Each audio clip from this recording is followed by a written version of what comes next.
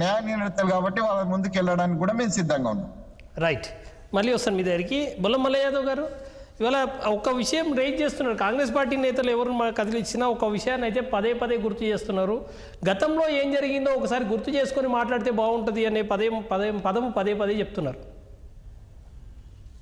గతం బాగాలేదని చెప్పేసి మీరే చెప్తారు. గతం గురించి ఎందుకు గుర్తు చేసుకోవాలి? గతాన్ని ఎందుకు ఫాలో కావాలి?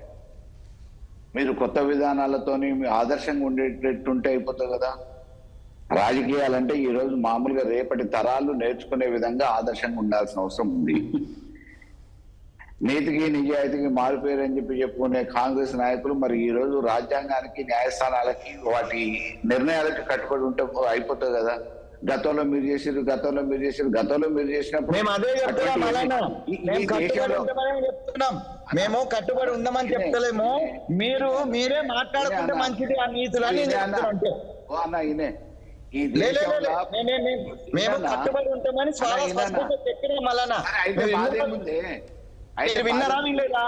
మీరు వినలేదా? నేను చెప్పాను కదా, మేము దానికి కట్టుబడే ఉంటాము. కానీ మీరు చెప్పే నీతులు, మీరు సిద్ధులు చెప్తే బాగుంటదేమో అని అది అభ్యంతరకరంగా ఉంది అనేటువంటిది, అంతే. ఏం చెప్పాలనేది మీకు చెప్తాం. కానీ ఇవాళ అసలు దేశంలో చెప్పరు. ఇవాళ దేశంలో అసలు దేశంలో మొదలుపెట్టింది ఎవరు? పివి నరసింహరావు గారు మైనార్టీ ప్రభుత్వంలో ఉండి మెజార్టీ ప్రభుత్వంలో రావడానికి ఆ రోజు ఏం జరిగింది, జేఎంఎం స్కామ్ అనేది ఈ దేశ ప్రజలకు అందరికీ ఆడించే పునాది పడ్డది. ఇది కాంగ్రెస్ మొదలుపెట్టిన సంస్కృతి, కాంగ్రెస్ నేర్పించిన విద్య ఇది అందరికీ అన్ని రాష్ట్రాలల్లో. ఇవాళ కొత్తగా శ్రీరంగ నీతులు చెప్తే ఎట్లా? కాబట్టి వాళ్ళు మీరు చెప్తున్నారు, మేము కాదు కదా. తొందరపడుతున్నావు అట్లా? నీకు కార్పొరేషన్ ఇంకా రాలేదని ఏమైనా బాధ ఉందా? ఏంది ఎక్కువ మాట్లాడితే మామూలుగా కార్పొరేషన్ ఇస్తారు అనుకుంటున్నామేమో. అట్లే లేదు, ఆగు, కొద్దిగా 2 రోజులు ఆగు. అయితే మేము ఏమంటున్నాం అంటే, గతం చేసిందని కాదు, గతం దేశంలో మామూలుగా పివి నరసింహరావు దీనికి పునాది వేసిండు. అది కాంగ్రెస్ నుంచి మొదలైంది. ఇవాళ అవినీతి జరిగినా, కుంభకోణాలు జరిగినా, దేశం ఈ పరిస్థితిలో ఉన్నా, ఇటువంటి అక్రమాలు జరిగినా అన్నిటికీ పునాది వేసింది ఎవరు అని అంటే దానికి మామూలుగా అధ్యాపకులు కానీ, శ్రీకారం చుట్టిన వాళ్ళు కానీ ఓన్లీ కాంగ్రెస్ నాయకులు, కాంగ్రెస్ మేధావర్గమే.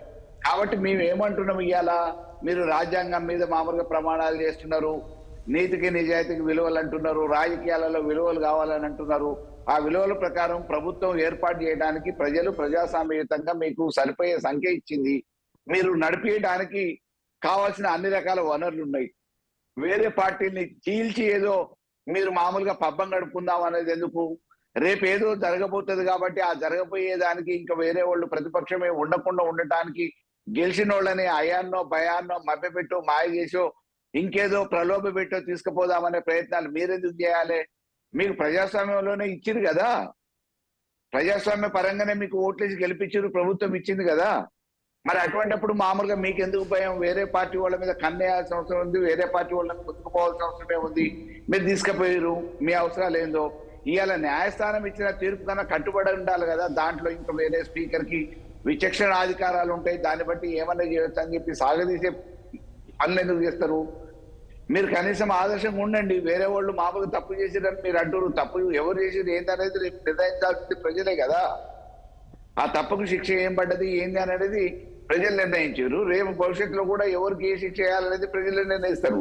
కాబట్టి ఇవాళ న్యాయస్థానాలకు కూడా మీరు విలువైపోతే ఎట్లా? రాజ్యాంగం అనే పేరు మీదనో కాలయాపన చేయొచ్చు అనే అవకాశం ఉందనో, లేకపోతే దీన్ని కాలయాపన చేయడానికి ఏదో ఒక సాకులు పెట్టుకుందామని చెప్పేసి అనే ఆలోచన కంటే ఈ రోజు కోర్టు ఈ ఒక్క విషయంలోనే కాదు, ఎన్నో విషయాలలో మొట్టికాయలు వేస్తుంది రాష్ట్ర ప్రభుత్వానికి. తీసుకున్న ఏ నిర్ణయం సరైనది కాదని చెప్పి చెప్తా ఉంది. ఏదో ఉద్దేశపూర్వకంగా తాత్కాలిక ప్రయోజనాల కోసం ఒక ముందు చూపు లేకుండా, ఒక సైంటిఫిక్ సిస్టమ్ కాకుండా ఇష్టం వచ్చినట్టు మామూలుగా ఉద్రేకపూర్వకంగానో లేకపోతే తాత్సారం చేయడానికో కొన్ని నిర్ణయాలు తీసుకొని ఇది ప్రజల మీద భారం వేసే పరిస్థితి ఉంది. కాబట్టి ఇటువంటి చేయొద్దు అని చెప్పేసి తీసుకుంటున్న ప్రతి నిర్ణయాలలో పౌరులు కానీ, ఇతర పార్టీలు కానీ, రాజ్యాంగ పరంగా కానీ న్యాయస్థానాలకు పోతే న్యాయస్థానాలలో ఈ రోజు రాష్ట్ర ప్రభుత్వానికి అక్షింతలేసి ముట్టుకాయలేసి పంపిస్తున్నారు. ఇప్పుడైనా సరిదిద్దుకోవాలి కదా. ఇంకా మామూలుగా మాకు డెమోక్రటిక్ గా మేము గవర్నమెంట్ ఏర్పాటు చేసుకున్నాం, మాకు ప్రజాబలం ఉంది, అధికార బలం ఉంది, మేము దాన్ని బట్టి అడ్డం పెట్టుకొని ఏమైనా చేస్తాం, రాజ్యాంగంలో ఉన్న లొసుగుల్ని ఆసరాగా చేసుకుంటాం, దాన్ని బట్టి మేము ఏమైనా చేసుకుంటాము అని అంటే ఇవాళ కాకపోతే రేపు ఈ న్యాయస్థానంలో కాకపోతే ప్రజా కోర్టులో శిక్షలు తప్పకుండా ఎవరు తప్పించుకోలేరు, ఎవరికి పడే శిక్ష వాళ్ళకు పడుతుంది.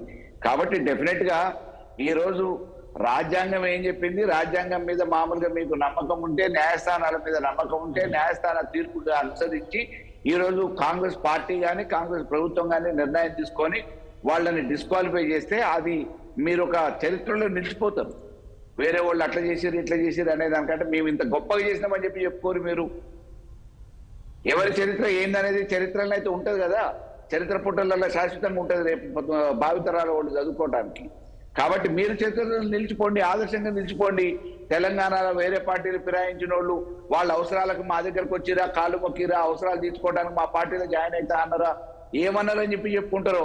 మీరు ఇవాళ న్యాయస్థాన తీర్పుని గౌరవించి డిస్మిస్ చేస్తారా, డిస్క్వాలిఫై చేస్తారా, మళ్ళీ ఎన్నికలకు పోతారా, పండి ఎన్నికలలో అదే అభ్యర్థులకు టికెట్ ఇవ్వండి, గెలిపించుకోండి, తప్పేముంది. కాబట్టి డెఫినెట్ గా ఇవాళ రాజ్యాంగాన్ని అనుసరించి ప్రభుత్వాలను నడపాల్సిన చట్ట పరిధిలో ఉన్న మీరు డెఫినెట్ గా న్యాయస్థాన తీర్పును గౌరవించాలని మేము కోరుతున్నాం. తప్పకుండా ఇట్లా రాజకీయాలలో ఒక విలువలు తీసుకురావాల్సిన అవసరం ఉంది. దాంట్లో పార్టీ ప్రయాణాన్ని ప్రోత్సహించొద్దు. ప్రోత్సహించేటోళ్ళని మనం తప్పకుండా ప్రజాకోర్టులో శిక్షలు పడాలి. దానికి సంబంధించి న్యాయస్థాన తీర్పును గౌరవించాలనేది మా విన్నపం. సార్ మళ్ళీ వస్తాను మీ దగ్గరికి. ప్రేమేందర్ రెడ్డి గారు ఉన్నారు. ప్రేమేందర్ రెడ్డి గారు,